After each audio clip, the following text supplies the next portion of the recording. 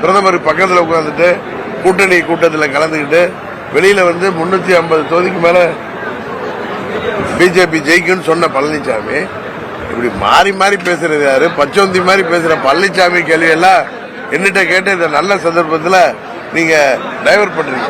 அண்ணாமலை அவர்கள் காலையில் சொன்ன மாதிரி 2024 தேர்தல் முடிவுகள் வரும்போது அதிமுக அனைத்து ஜனநாயக கையிலேயே இருக்காது, உண்மை தொண்டர்கள் வருவாங்கன்னு சொல்லிடுறாங்க. அதை எப்படி பாக்குறீங்க?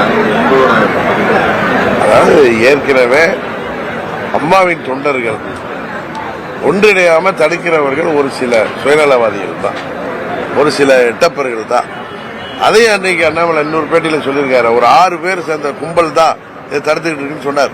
அவருக்கா இல்லையா அவங்களுக்கு? அதை தான் மீன் பண்ணி சொல்றாரு. அதுக்கு பிறகு எல்லாம் ஒன்றிணைந்துருவாங்கன்னு அம்மாவுடைய கட்சி நல்லா இருக்கணுங்கிற எண்ணத்துல சொல்றாரு. அதுல ஒன்றும் தப்பு இல்லையா?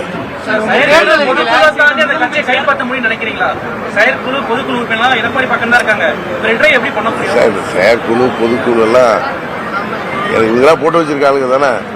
அவங்க எல்லாம் தானா உண்மை எல்லாம் நெல்லிக்காய் மூட்டை மாதிரி சதுரி எல்லாம் சரியாகும் சார்.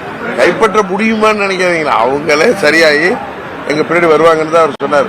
நாங்க கைப்பற்றுவோம்னு சொன்னாரா? நானும் ஓபிஎஸ் கைப்பற்றுவோம்னு சொன்னார். அவர் தொண்டர்கள் உணர்ந்து வருவார்கள். எந்தவித திட்டங்கள் இல்ல, நீட்டின் ஆய்வு மையம் தொடர்பான எந்தவித அறிக்கையும் உங்க தேர்தல் வாக்குறுதி இல்ல. நீட்டினால் திட்டத்தை நீங்க வரவேற்கிறீங்களா? அந்த பகுதி மக்கள் எதிர்ப்பு தெரிவிக்கிறாங்க. நீங்க நீட்டினோன்னு இல்லைங்க, எந்த திட்டமும் மக்கள் விரும்பாத திட்டங்கள் அம்மா மக்கள் முன்னேற்ற கழகம் இது. அது ஒரே லைன்ல நீங்க எடுத்து 2026 தமிழகத்தில் ஆட்சி மாற்றம் அப்படின்ற ஒரு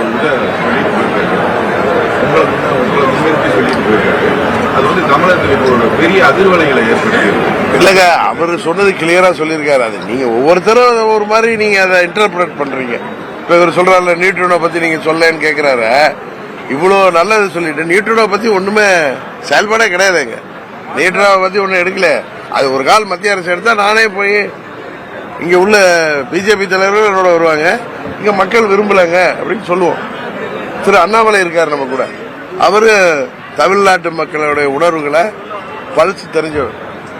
கரெக்டு தானே? அதனால நாங்க அதில் சொல்லி மக்களுடைய மனநிலைய பிரைம் மினிஸ்டர்கிட்ட சொல்லுவோம். இன்னொன்னு 26ல் நான் சொல்றது, அவர் ஒரு பெரிய மனசுல ஒன்று சொல்றாரு. நாங்க சொல்றது தேசிய ஜனநாயக கூட்டணி தமிழ்நாட்டில் ஆட்சி. அது என்னுடைய விருப்பம். அந்த நேரத்தில் நல்ல ஒரு முதல்வரை தேர்ந்தெடுக்கும். நீங்க ஒரு மேனிஃபெஸ்டோ ரெடி பண்ணிட்டீங்க, உங்களுக்கு நல்லாவே தெரியும் எந்தெந்த திட்டங்கள் செயல்படுத்த முடியும், எந்த திட்டங்கள் செயல்படுத்த முடியாது. அப்படி பட்சத்தில் காங்கிரஸோட மேனிஃபெஸ்டோ எப்படி பாக்குறீங்க? அவங்க ஒரு வருஷத்துக்கு 1 லட்சம் ரூபாய் பெண்களுக்கு தரலாம் சொல்லியிருக்காங்க. காங்கிரஸுக்கு ஆட்சிக்கு வரமாட்டோம்னு நல்லா தெரியும். அவங்க எத்தனை சீட்டு வருவாங்கிறது உங்களுக்கே தெரியும். அதனால ஏதாவது அடிச்சு விட வேண்டியது தானே. அதனால அதை பத்தி நம்ம பேச வேண்டாம். அவங்க சொல்ற திட்டங்கள் எது நிறைவேற்ற மாதிரி திட்டம். இப்ப பிரதமர் மோடி சொல்றாருன்னா அவர் தான் வரப்போறாரு. அவர் மக்களுக்கு பதில் சொல்ல வேண்டிய இடத்துல இருக்காரு. அதனால அவர் சரியான எதை நிறைவேற்ற முடியுமோ சொல்லுவார். காங்கிரஸ் வரவே வராதுங்கிறது எல்லாருக்கும் தெரியும், உங்களுக்கு தெரியும், எனக்கு தெரியும்.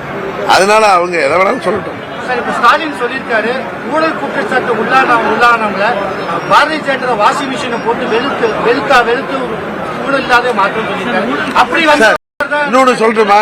இல்ல நான் ஒண்ணு சொல்றேன். நான் என்ன ஊழல் பண்ணேன்னு என் மேல குற்றச்சாட்டு இருக்கு. நீங்க அதை கூட படிக்க மாட்டீங்களா பிரதர்? நீங்க நான் வந்த காலத்துல நீங்க மீடியால இருக்கீங்க. என் மேல இருக்கிறது நான் ஒன்னும் அரசாங்கத்துல எம்பி ஃபண்ட்ல தில்லுமுள்ளு பண்ண.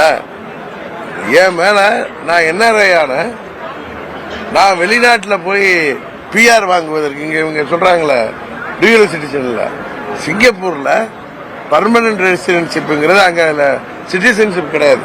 அங்க போயிட்டு வர்றதுக்கான உரிமை, அங்க ஓட்டிங் ரைட் இல்லாத ஒரு உரிமை இருக்கு பிஆர்னு. அது என்னன்னு கேட்டு பாருங்க. அங்க எப்ப வேணாலும் போலாம் வரலாம். அதாவது டிராவல் பர்மிட். அது வாங்குறதுக்கு நான் அப்ளை பண்ணி அதை வாங்கினப்ப அன்றைக்கு இருந்த நரசிம்மராவ் அரசாங்கம் அம்மா ஒன்றும் செய்ய முடியல எங்க காலத்தில். அது ஒரு அரசியல் காழ்ப்புணர்ச்சியில நான் ப்ராப்பரா நான் என்ன டிக்ளேர் பண்ணி நான் வாங்கின அந்த குடியுரிமைக்காக தவறுதலா என் மேல போட்ட கேஸ் தான் என் மேல உள்ள ஃபெரா கேஸ். அதுக்கும் இவங்க மாதிரி விஞ்ஞான பூர்வ ஊழல் செய்தாங்கன்னு சொல்லி உலகத்திலேயே ஒரு ஆட்சி ஊழலுக்காக கலைக்கப்பட்ட ஆட்சிக்கு சொந்தக்காரர் என்னை பத்தி சொல்றாரு. என் மேல என்ன ஊழல் இருக்குன்னு சொல்லுங்க. நான் வெளிநாட்டுல இன்னும் சொல்ல போனா அந்நிய செலவாணி மீறல் வழக்கு தான் அது. நீங்களா மோசடி, நாங்க யாருக்கும் மோசடி பண்ணல. அந்நிய செலவாணி விதிமீறல் வழக்கு அது, பெரா வயலேஷன். அதை வந்து அந்த கேஸ் வந்து அந்நிய செலவாணி சட்டத்தை நான் மீறிட்டேன்னு புரியுதா? அதுல உங்க அரசாங்க பணத்தை எடுத்தோம்னா இவங்க மாதிரி ஊழல் பண்ணோம்னா எதுவும் கிடையாது. நல்லா பாருங்க, அதை அவர்கிட்ட கேளுங்க. அவர் வந்து வாய் புளிச்சது மாங்காய் புளிச்சது பேசிட்டு போறாரு. முதல்வருக்கு யாராவது எழுதி கொடுத்துருப்பாங்க துண்டு சீட்ல, அதை பேசுறாரு. திரும்பவும் சொல்றேன், முதல்வரை பதில் சொல்லுங்க.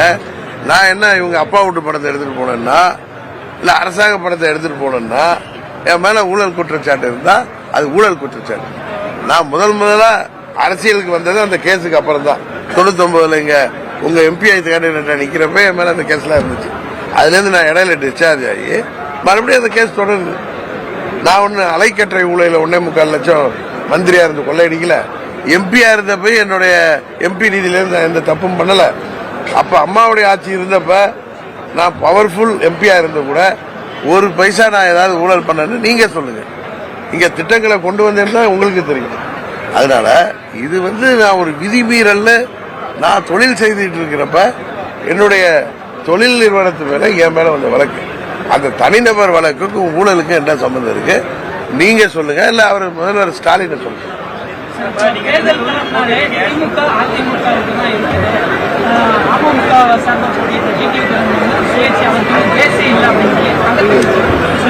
இதே சுயேட்சை தான் ஆர்கே நகர்ல திமுக டெபாசிட் பண்ண வச்சு அப்ப என் கூட தான் பின்னாடி வந்துட்டு இருந்தாரு. அண்ணா திமுக ஓட்டுக்கு 10,000 ரூபாய் கொடுத்தப்ப அதை மீறி ஜெயிச்சோம். அதனால அவங்க பேசதான் செய்வாங்க. அதுக்கெல்லாம் பதில் சொல்லிட்டு நம்ம நேரத்தை வீணடிக்க வேணாம். நான் இன்னும் நிறைய ஊருக்கு ஓட்டு கேட்க போனோம். நான் போயிட்டு வரேன். வணக்கம். சரி.